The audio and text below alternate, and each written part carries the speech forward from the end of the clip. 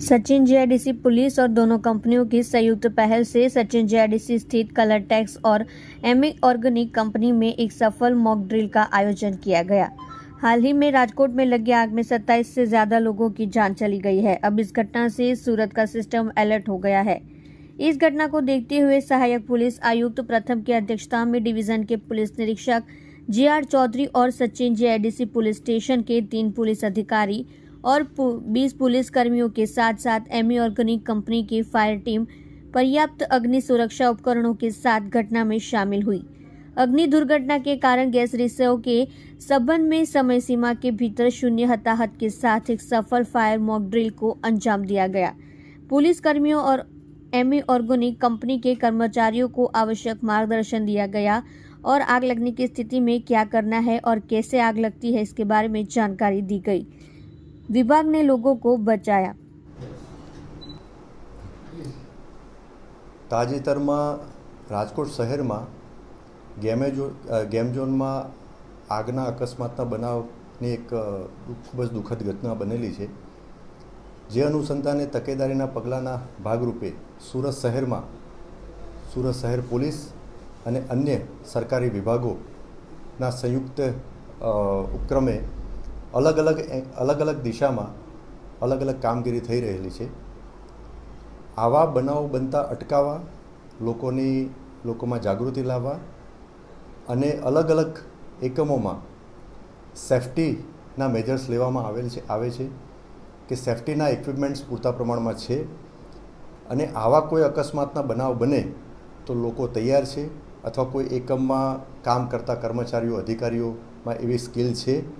આ બાબતની તપાસ કરવા અને આ બાબતે લોકોને જાણકારી આપવા માટે સુરત શહેરના પોલીસ કમિશનર શ્રી અનુપમસિંહ ગેહલોત સાહેબે સબોર્ડિનેટ અધિકારીઓને સ્થાનિક પોલીસ સ્ટેશન લેવલે જે યુનિટ અને જે આવા સ્થળોએ મોક ડ્રિલનું આયોજન થઈ શકે ત્યાં મોક ડ્રિલનું આયોજન કરવા માટે જરૂરી સૂચના આપવામાં આવેલી હતી, જે અનુસંધાને સેક્ટર 2 સાહેબ ડામોર સાહેબ અને ઝોન 6ના શ્રી રાજેશ પરમાર સાહેબે સચિન જીઆઈડીસી પોલીસ સ્ટેશનમાં 2 ઇન્ડસ્ટ્રીયલ યુનિટ એટલે કે કલર ટેક્સ પ્રાઇવેટ લિમિટેડ અને અમી ઓર્ગેનિક કંપની એ બંને યુનિટમાં એક ફાયર અનુસંધાને એક મોક ડ્રિલનું આયોજન કરવા માટે જરૂરી સૂચના આપેલ। આ 2 કંપનીઓમાં જે તે કંપનીના મેનેજમેન્ટ, એમનો સ્ટાફ અને સચિન જીઆઈડીસી પોલીસનો સ્ટાફ એમને એક સંયુક્ત મોક ડ્રિલનું આયોજન કરેલ। કલર ટેક્સ કંપનીમાં ઝોન 6ના ડીસીપી શ્રી રાજેશ પરમાર સાહેબ જાતેથી હાજર રહેલા હતા। બંને કંપનીઓમાં મોક ડ્રિલનું આયોજન કરવામાં આવેલ। બંને કંપનીઓના મોક ડ્રિલના આયોજન દરમિયાન ત્યાં પૂરતા પ્રમાણમાં સાધનો છે, સાધનો વાપરવાની જાણકારી જે તે સ્ટાફમાં છે। અકસ્માતનો બનાવ બને તો શું કાર્યવાહી કરવી અને શું ના કરવું એ બાબતમાં ક્લેરિટી મેળવવા માટે પોલીસ વિભાગ અને તેમના કંપનીના મેનેજમેન્ટ અને ત્યાં કામ કરતા કર્મચારીઓએ સાથે મળી એના મોક ડ્રિલનું આયોજન કરેલું હતું। મોક ડ્રિલનું આયોજન ખૂબ જ સફળતાપૂર્વક પૂર્ણ થયેલું છે। લોકોને અકસ્માતનો બનાવ બને તો શું કરવું અને શું ના કરવું એ બાબતે ક્લેરિટી આવેલી છે અને આ જ પ્રકારનું આયોજન મોક ડ્રિલનું આયોજન હજુ અમે નવા જે અમારા સ્થળો જે પસંદ કરી અને જે તે વિભાગ અથવા તો જે તે એકમના મેનેજમેન્ટનો સંપર્ક કરીને ફરીથી પણ અમે મોક ડ્રિલનું આયોજન કરવાના છે।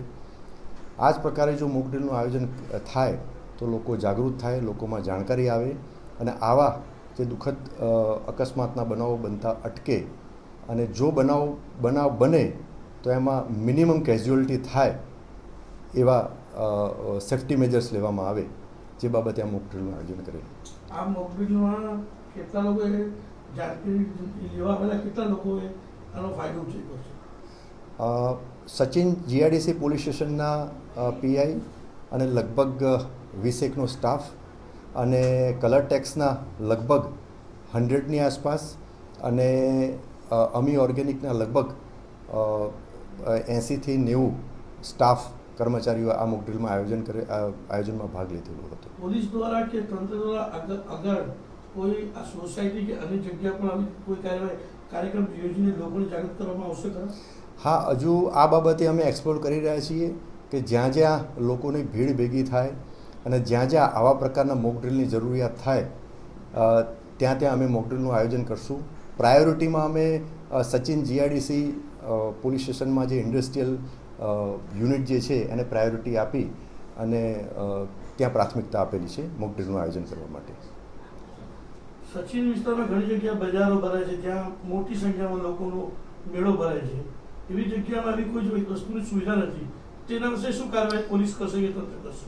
આ બધા બાબતમાં સ્થાનિક પોલીસ સ્ટેશન તરફથી જરૂરી બ્રીફિંગ કરવામાં આવે છે. જે તે જગ્યાએ આવું પબ્લિક ગેધરિંગ હોય તો ત્યાં પબ્લિક એડ્રેસ સિસ્ટમથી અમને જરૂરી સૂચનાઓ આપવામાં આવેલ છે. અને આપ સૌ જાણતા હશો કે સુરત શહેર પોલીસ અને અન્ય સરકારી વિભાગોના અધિકારી કર્મચારીઓ જોઈન્ટલી ખૂબ જ વિવિધ એંગલ અને વિવિધ પાસાઓ પર તપાસ કરી રહ્યા છે. અને અમુક જ્યાં ગેરકાયદેસર જણાઈ આવેલ છે ત્યાં સીલિંગની કાર્યવાહી અને ગુના નોંધવાની પણ કાર્યવાહી કરેલી છે. એટલે ઘણા બધા ફ્રન્ટ ઉપર એક સાથે આ કાર્યવાહી ચાલુ રહી છે.